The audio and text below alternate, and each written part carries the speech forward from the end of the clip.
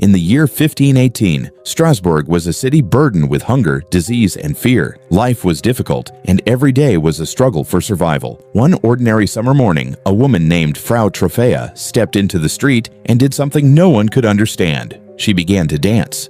There was no music, no festival, and no reason. She simply danced. At first, the townspeople thought it was a passing whim, a moment of madness that would soon end. But hours turned into a day, and then another. Yet her feet did not stop. Her shoes tore, her feet bled, and exhaustion marked every line on her face. Yet her body seemed to move on its own, as if possessed by some invisible force. Soon others could not resist joining her, one person then another, until dozens were dancing uncontrollably through the streets. Some cried out in pain, some screamed in fear, but no one could stop. The movement spread like wildfire, consuming the city with chaos and confusion. Doctors were called, but they were helpless. Authorities were frightened and desperate. In their minds, the only cure was to encourage the dancers to continue. Musicians were brought in, drums and flutes filling the air, hoping the rhythm would release the strange compulsion. Instead, more people were drawn into the madness. Exhaustion claimed many. Some collapsed from fatigue,